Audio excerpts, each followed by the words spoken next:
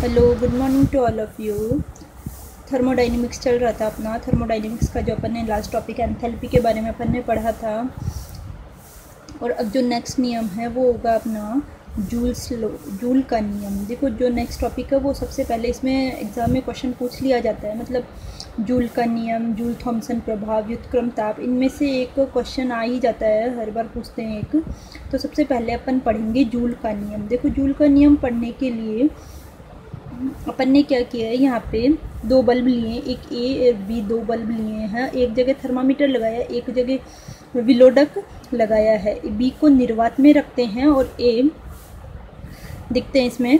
देखो, दो बल्ब ए और बी लेते हैं। ये अपन ने यहाँ पे दो बल्ब हैं ए और बी।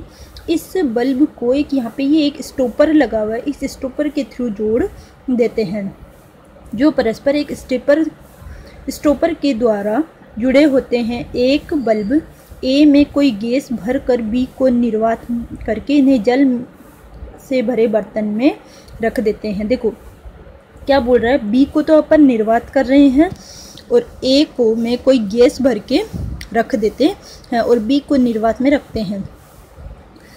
इस बर्तन में एक विलोडक तथा एक थर्मामीटर लगा विलोडक चलाते हैं। ये एक थर्मामीटर लगा दिया और एक ये विलोडक लगाते हैं, जिसमें बल्ब तथा पात्र का जल एक दूसरे के साथ ऊष्मीय साम्य स्थापित कर लेते हैं। थोड़े टाइम बाद में अपन देखते हैं कि ये जो बल्ब ए है ये और इस जो पात्र में जो पानी रख रखा है, ये एक दूसरे से ऊष्मीय साम्य के अंदर आ जाते हैं। जब ताप स्थिर हो जाए, जब ये ऊष्मीय साम्य के अंदर आएगा, ये तो अपन ने वाटर लिया है यहाँ पे, अगर ये इक्विलिब्रियम में आएगा तो इस टेम्परेचर में, यहाँ पे थर्मामीटर में टेम्परेचर नोट कर लेते हैं। तो यहाँ से अपन टेम्परेचर को नोट करते हैं। अब दोनों बल्बों के मध्य स्टॉपर को खोल दिया जाता है। अब क्या करेंगे, ये जो इन दोनों को ए और बी को जो जोड़ रखा है, इसमें जो ये स्टॉपर लगा है, इसको खोल के ए से बी में गैस को प्रसारित होने देते हैं समान रूप से। देखो, स्टॉपर खोल देते हैं, गैस प्रसारित होकर ए व बी में समान रूप से फैल जाती है। थोड़ी देर बाद में हम देखते हैं कि जब अपन यहाँ से इस स्टॉपर को खोलते हैं तो ए से बी में गैस समान रूप से प्रसारित हो जाती है। तंत्र को ऊष्मीय साम्य में आने के लिए हम पर्याप्त समय के लिए छोड़ देते हैं। अब हम देखते हैं कि वापस से ये जो चीज़ होती है, ये ऊष्मीय साम्य में आने के लिए, मतलब इक्विलिब्रियम में आ जाए, तो थोड़ी देर के लिए हम छोड़ देते हैं। फिर उसका ताप नोट करते हैं। हम देखते हैं कि तापमान में कोई भी परिवर्तन नहीं आता है, यानी कि जो तापमान इस ए का है वही इसका होगा और वही यहाँ पे होता है, अर्थात dt बराबर 0। जब तापमान में कोई परिवर्तन ही नहीं आया तो dt बराबर 0। इस प्रकार जूल के प्रयोग में न तो तंत्र द्वारा परिपार्श्विक से ऊष्मा को ग्रहण की जाती है और न ही परिपार्श्विक ऊष्मा को दी गई dq बराबर 0। देखो, अगर बाहर से न तो ऊष्मा ले रखी है न ऊष्मा बाहर दी है तो इसमें dq का मान 0 आ जाएगा, अर्थात गैस के निर्वात में प्रसार द्वारा कोई भी कार्य संपन्न नहीं हुआ। जब देखो इसने बाहर से, तो इसकी केवल इंटरनल एनर्जी हुई है, तो वर्क बाहर से तो कोई गैस ली नहीं है। इस बाहर से तो इन्होंने ना तो परिपार्श्विक से तो ऊष्मा ग्रहण की है, ना ही इसने बाहर की तरफ दी है। तो जो वर्क हुआ है वो इंटरनल एनर्जी के द्वारा हुआ है, अर्थात अब इसमें जब वर्क बाहर से ली नहीं है तो dw बराबर 0, अर्थात ऊष्मागतिकी के प्रथम नियम के अनुसार dE बराबर dq minus dw। dE is equals to हो जाएगा 0, क्योंकि यहाँ पे अपन ने dq भी 0 है और dw भी।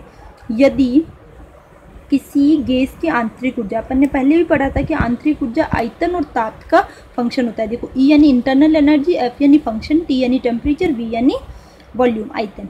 देखो, internal energy is the function of temperature and volume. अब क्या किया इसने, इसका डिफ्रेंशिएट किया है, तो इसका डिफ्रेंशिएट करेंगे तो dE, और इसमें क्या किया, T के V को तो इसने कांस्टेंट रखा और T के सापेक्ष में इसका डिफ्रेंशिएट किया, तो delta E upon delta T, V constant है ये और dt आ जाएगा। और दूसरे वाले में क्या किया इसने, V को कांस्टेंट रखा और T के सापेक्ष में,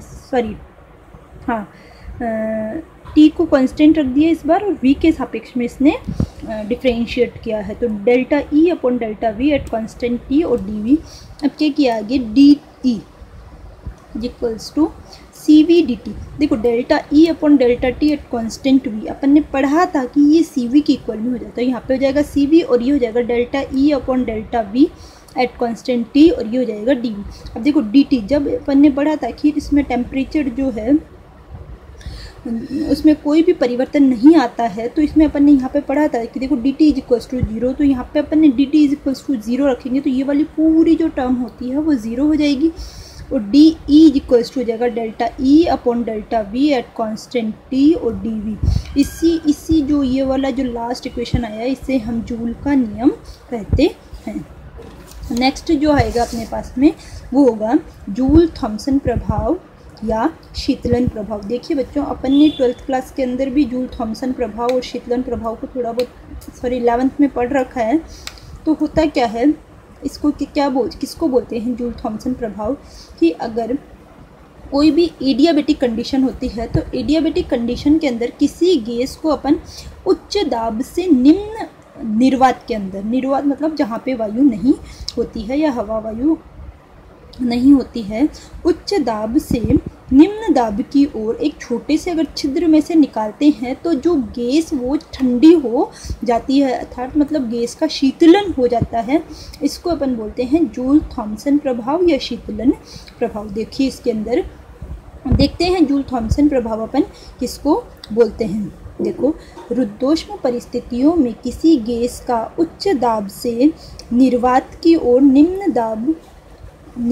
ओर या निम्न दाब की ओर किसी छोटे से छिद्र सरंध्र डोट, यहाँ पे लिखा हुआ है सरंध्र डोट द्वारा प्रसार होने में ताप कम हो जाता है। मतलब देखो ये अपन ने कहीं पे यहाँ पे है प्रेशर बहुत ज़्यादा, और यहाँ से अगर ये एक छोटा सा छिद्र बना लेते हैं, यहाँ से गैसेस बाहर निकलती है, तो यहाँ पे होता क्या है कि जब यहाँ से गैस, सपोज करो यहाँ से गैस यहाँ जा रही है, तो इसमें ये गैसें ठंडी हो जाती है। इससे जूल थॉमसन प्रभाव कहा जाता है। गैस के ताप में यह कमी सरंध्र डोट के दोनों ओर दाब, सरंध्र डोट के मतलब ये डोट में से जब बाहर निकलेगी इसमें दाब के अंतर के समानुपाती होता है, यानी कि delta E is directly proportional to delta P. अब देखो इसका जो एग्जाम्पल है वो अपने पास में आ जाएगा हाइड्रोजन व हीलियम।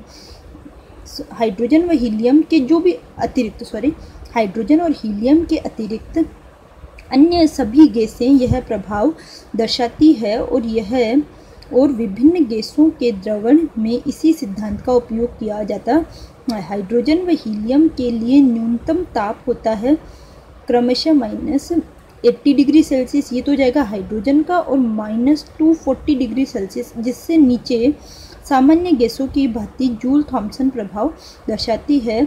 इन गैसों को व्युत्क्रम ताप कहते हैं। अब देखो ये जो ताप में कमी आती है, मतलब अपन देखते हैं कि यहाँ पे ज़्यादा प्रेशर से जब कम प्रेशर की ओर जाती है तो इसमें जो ताप में कमी आती है, ये कमी क्यों आती है, यानी कि गैसें ठंडी क्यों हो जाती है, इसके नीचे रीज़न दिया है। ताप में यह कमी गैस के अणुओं की गतिज ऊर्जा में कमी के कारण होती है। जैसे ये बाहर की तरफ जाएगी तो इनकी गतिज ऊर्जा में कमी आ जाएगी। उच्च दाब पर गैसें अणुओं के बीच में आकर्षण बल होते हैं। देखो जब प्रेशर बहुत ज़्यादा लगा देंगे तो जो गैसेस होती हैं उनके बीच में बहुत ज़्यादा जो होता है इंट्रैक्शन होता है, वो बहुत ज़्यादा होता है।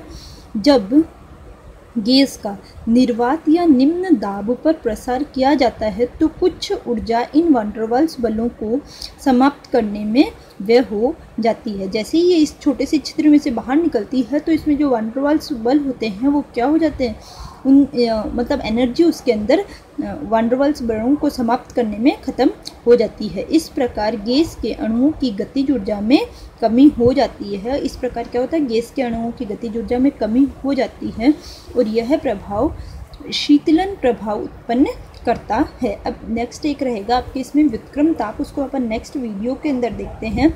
ये जो है जूल थॉमसन प्रभाव बहुत इंपॉर्टेंट टॉपिक है, दोनों ही जो आज पढ़ाए थे दोनों को ध्यान से पढ़ना। Thank you.